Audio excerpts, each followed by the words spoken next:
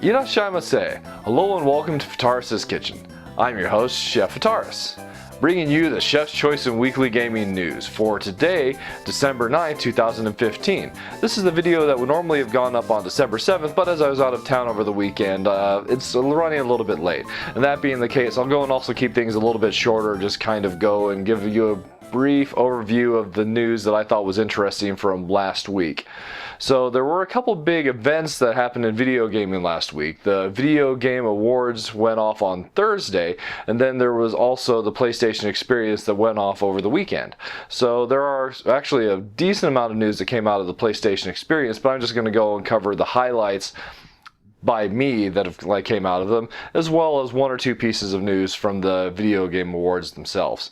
So let's get started with the top of our menu by going and covering what I did think was interesting from Sony's PlayStation Experience. So the big news for me was Yakuza 5's release date, which admittedly was yesterday, so maybe a tad anticlimactic, but I was super stoked that we finally got a release date for the localization of Yakuza 5.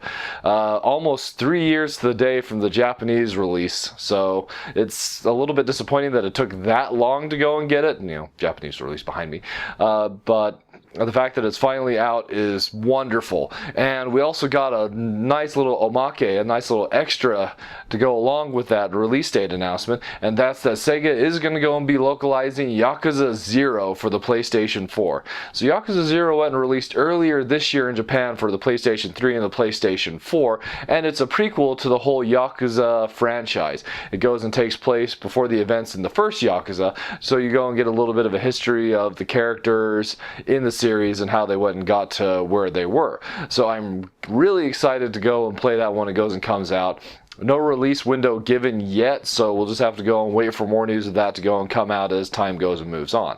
The other big piece of news that I'm really stoked about and very surprised, as admittedly I was hoping to go and hear stuff about Yakuza from the PlayStation Experience, but this one caught me completely off guard, is that Level 5 went and announced Ni no Kuni 2 for the PlayStation 4. It's going to be a PlayStation 4 exclusive. I'm really thrilled that the first Ni no Kuni did well enough that it's going to go and get a sequel, and not just that, but the sequel's already been announced as, being announced at the PlayStation Experience in America with an English trailer. I'm assuming that it's going to go and be localized. Maybe that might be a little bit presumptuous of me since that information wasn't explicitly given, but it could definitely go and be implied. So there's definitely that to go and look forward to. Ni no Kuni is a great Japanese RPG experience that definitely harkens back to some older style RPGs. So if you haven't gone and played it, it's definitely one that you can go and get at a low price, and I would recommend it. It's a wonderful, beautiful game. Moving on from that, there was a little bit of news about Final Fantasy VII, rather the Final Fantasy VII Remake. So we went and got our first gameplay debut trailer, which looked absolutely gorgeous. You should really go and take a second to go and watch it if you have the chance to go and do so. In addition to that, we also got some news about how the way it's going to go and be formatted. It's likely going to go and be released in a multi-series, multi-part release format. No real information given beyond just going and saying that. And it's also going and being co-developed with CyberConnect 2, who I'm trying to think if they've worked with Square Enix before. I believe they have, but I can't remember on what. One of the series that they're most notably remembered for is the Dot Hack franchise. They're the ones that went and developed the games for that particular series.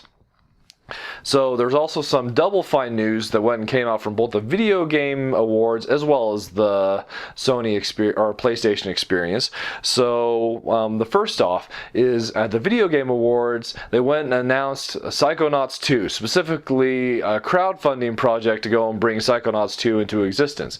And then at the Sony PlayStation Experience, they went and announced Psychonaut in the Rhombus of Ruin, which apparently is supposed to go and be a bridge between the original Psychonauts and Psychonauts 2, and it's going to go and be a PlayStation VR title, so that's really interesting to go and note.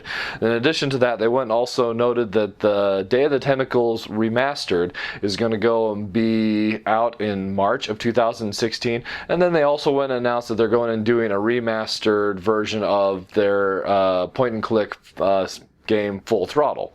So if you're a Double Fine fan, then definitely a lot of great news this past week. Tim Schafer's work is admittedly really fun and just goes and shows a real zest for the video games, or in general, and specifically the media that he goes and uses, the point-and-click adventures. And I haven't played Psychonauts itself, but it's supposed to go and be a truly innovative and fun title, so I should go and sit down and take a second to go and play that one at some point. But anyway, there was that particular news about Double Fine. Then back to the PlayStation experience, there were a couple other titles that were noted that really went and caught my eye. So the first is Rez Infinite, which is another remake of the original Rez title that went and came out all the way back for the Dreamcast and then the PlayStation 2.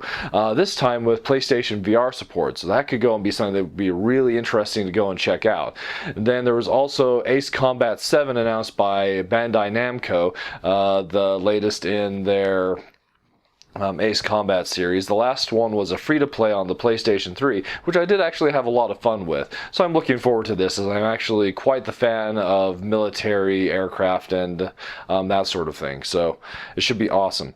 And then alright, so then moving on to the next item on our menu. This is just a little quick snippet that I thought that was really interesting from the Video Game Awards.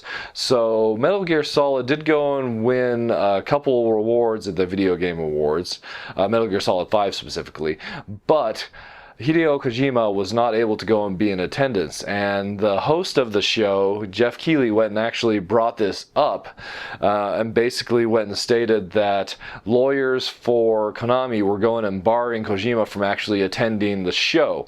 This, of course, was met by boos from the crowd, quite appropriately, as this is terrible behavior for a company to go and treat, for one of their ways to go and treat one of their most creative designers, or as Hideo Kojima is a very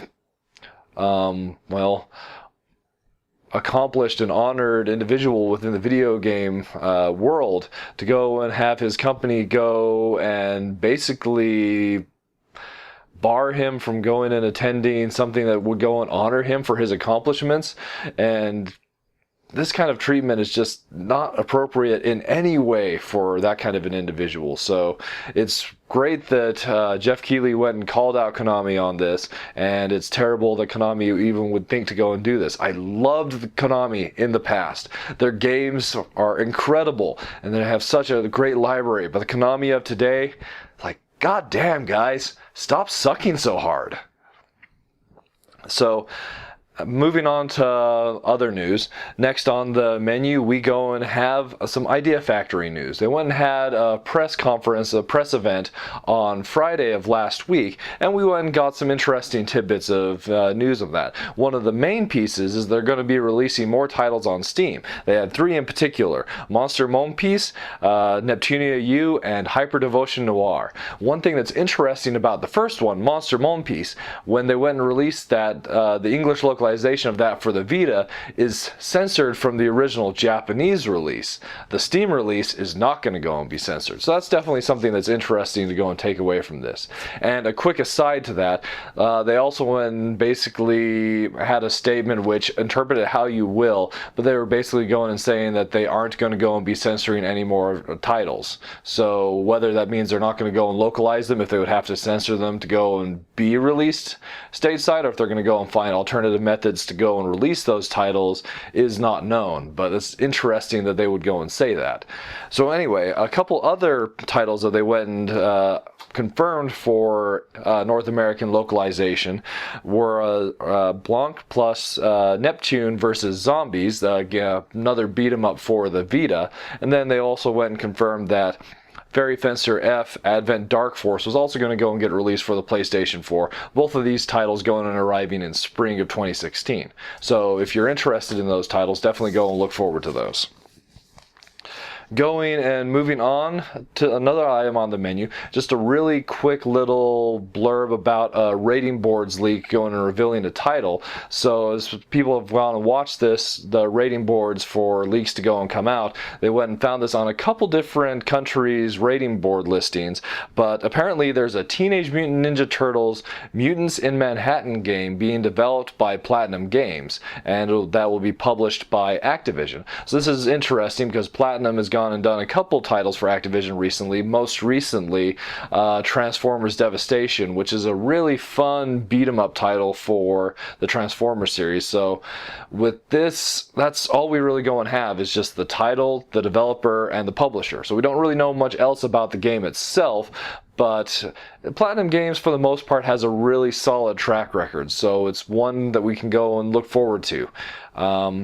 But no other information is really available about the title yet, as it hasn't even been revealed, announced. So stay tuned for more information about that one. And moving on to the next item on our list, just a couple quick Japanese release date updates. So this one's one that I am admittedly very excited about. Hatsune Miku Project Diva X goes and has a release date, and it's going to be released on March 24th in Japan for the Vita. I am definitely going to go and import myself a copy of that one day one. And then the other one is an announcement about Star Ocean 5's Japanese release date. So originally it was scheduled to go and come out in Japan on February 25th, but it's been delayed till March 31st, and the reason given is to go and improve game quality. So this isn't a bad thing per se. If they go and want to take more time on the game to go and make it a better experience, that's definitely a positive. I mean, it'll mean that it's longer before we even go and get it Western localization of the title, but once again, if it goes and means a better game, then the wait should hopefully be worth it. And then our very last item for the menu today, just a couple quick bits about some shoot-em-ups. So there were a couple of shoot-em-up announcements this past week as well. The big one was Moss going and announcing Raiden 5 for the Xbox One. This is somewhat surprising, as this is the Japanese market. Going and having an Xbox One exclusive title is surprising, as the Xbox One hasn't even broken 100,000 units sold in Japan yet. So with Moss's titles going and having been released recently on other platforms, a lot of them going and receiving PlayStation ports, and then more recently receiving Steam and PC ports, I'm expecting that we'll ultimately go and see this title released on other platforms as well, but it's just going to go and be arriving on Xbox One first. And that's going to be released on February 25th of 2016. In addition to that, there was another delay announcement. So Cute, the developer behind titles like Ginga Force and Eschatos, their upcoming title, Natsuki Chronicles, also for the Xbox One, has been delayed to 2016. It was originally supposed to go and come out early 2015, then it was changed to 2015 at large release date, and now that's been pushed into 2016, no more specific time frame listed. So stay tuned for more information on that one, as I really enjoyed the Cute titles that I've gotten a chance to go and play. I'm looking forward to this one as well. So that'll go and just about wrap me up for my news for today. Thank you so much for coming out and joining me. Sorry that it's a couple days late. As always, if you don't have other news programs that you'd like, or rather other news articles that you think I should go and report about, by all means, please go and leave those in the comments below, or any other comments as well. Once again, thank you so much for coming out and joining me today for Fitaurus Kitchen Weekly Gaming News, and we'll see you next week.